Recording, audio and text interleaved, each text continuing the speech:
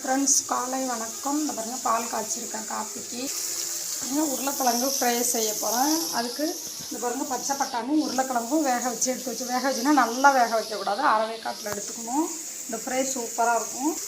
இதில் வந்து பூண்டு, சோம்பு, வெங்காயம், தக்காளி, கருவேப்பிலை எல்லாம் எண்ணெயில் வதக்கிட்டு இருக்கேன். அது வந்து ஒரு அலுமினிய பாத்திரம் டப்பா, அலுமினியத்தில் நீங்கள் மூடி போட்டு டப்பா வச்சுருந்தா அது மாதிரி செஞ்சுங்க. என்கிட்ட அது மாதிரி இல்லை, அதனால் ஒரு அலுமினிய குண்டு. இந்த பாருங்கள், இந்த குண்டில் வந்து கருவேப்பிலை மல்லித்தலை ஃப்ரெஷ்ஷாக இருக்குது பார்த்தீங்களா. 15 நாளாவது இந்த பாத்திரத்துக்குள்ளே குண்டில் வச்சு.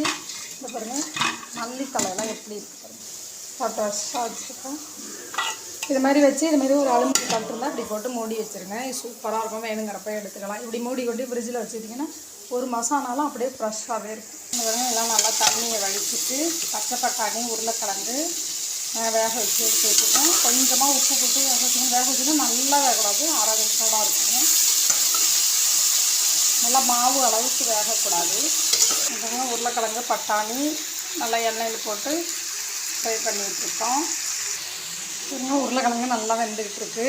நான் உப்புலாம் வந்து வேகிறப்பே போட்டுட்டேன். இப்போ பத்தலைன்னா நீங்கள் போட்டுங்க. இப்போ 2 ஸ்பூன் மிளகாத்தூள், 1 ஸ்பூன் மஞ்சள்தூள் எடுத்து வச்சுருக்கேன். அதையும் இதில் சேர்த்துக்கணும். சேர்த்து நல்லா கலரி விட்டுட்டு காமிக்கிறேன். பாருங்க நல்லா உருளைக்கிழங்கு ஃப்ரை ஆகிட்டுருக்கு. நீங்கள் உப்பு மட்டும் பார்த்துங்க, பத்தலைன்னா போட்டுங்க. நான் வேக வைக்கவிலே போட்டுட்டேன். சூப்பராக இருக்கும். இது நாங்கள் வந்து உருளைக்கிழங்கை வறுத்து அள்ளிட்டு அந்த எண்ணெய் சட்டியில் சாதம் போட்டு ஸ்கூலுக்கு கலரி கொடுத்துருவேன். கொஞ்சம் உருளைக்கிழங்கையும் வச்சு சூப்பராக இருக்கும். இது உருளைக்கிழங்கு ரெடி ஆகிடுச்சு. அடுப்பு ஆஃப் பண்ணிக்கலாம்.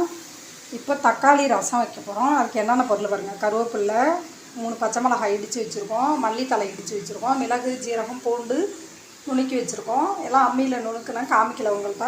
4 தக்காளி, 1 ஸ்பூன் கடுகு, 1 ஸ்பூன் மஞ்சத்தூள், கொஞ்சம் பெருங்காயம். இதான் இதுக்கு தேவையான பொருட்கள். தக்காளி வந்து நல்லா புளியே கிடையாது இந்த ரசத்துக்கு. தக்காளி ரசம் மிக்சியில் போட்டு நல்லா ஃபைன் பேஸ்ட்டாக அரைச்சிக்கணும். தக்காளியை மட்டும் அரைச்சிக்கணும். அரைச்சிட்டு ரெடியாக வரப்போ காமிக்கிறேன். பாருங்க தக்காளியை நல்லா பேஸ்ட்டு மாதிரி அரைச்சி ஊற்றி வச்சுருக்கேன். அந்த மிக்சியில் தான் அரைச்சேன். எல்லா பொருளும் இதில் சேர்த்துக்க போகிறேன். மிளகு, ஜீரகம், கருவேப்பிலை, மல்லி சேர்த்துட்டு உப்பு போட்டு நல்லா கையால் கரைச்சி விட்டுக்கணும். மஞ்சத்தூள் எல்லாம் போட்டு ரெடி பண்ணியாச்சு. இப்போ தேவையான அளவு உப்பு சேர்த்துக்கணும். ரசத்துக்கு தேவையான அளவு உப்பு சேர்த்துக்கணும். இதுக்கு புளி கிடையாது, உப்பு இப்போ கொஞ்சமாக பார்த்து போட்டு பாருங்கள். ரசம் ரெடி ஆகிட்டு இது கொதிக்கக்கூடாது. பாருங்கள் கடுகும் பெருங்காயமும் பொரிச்சிருக்கேன். அதை இதில் சேர்த்துக்கணும்.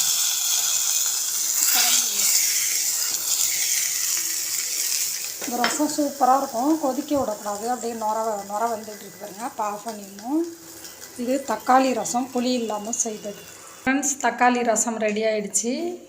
உருளைக்கிழங்கு பட்டாணி வறுவல், சாதம், நேற்று வச்ச புளிக்குழம்பு, பாவக்காய் வறுவல். இதான் இன்றைக்கி காலையில் ஸ்கூலுக்கு சாப்பாடு எடுக்கிறதுக்கு செஞ்சுருக்கேன். உருளைக்கிழங்கும் தக்காளி ரசமும் இப்படி செஞ்சு பாருங்கள். உங்களுக்கு பிடிச்சிருந்தா லைக் பண்ணுங்கள், ஷேர் பண்ணுங்கள், சப்ஸ்கிரைப் பண்ணுங்கள். வீடியோவில் போட்டுக்கிட்டு இருக்கேன் பாருங்கள். 3 வருஷமாக போட்டுக்கிட்டு இருக்கேன். யாரும் ஆதரவு கொடுக்க மாட்டேறீங்க. இப்போ இது 3ஆவது வருஷம் நான் போட்டுக்கிட்டு இருக்கிறது. தேங்க்யூ.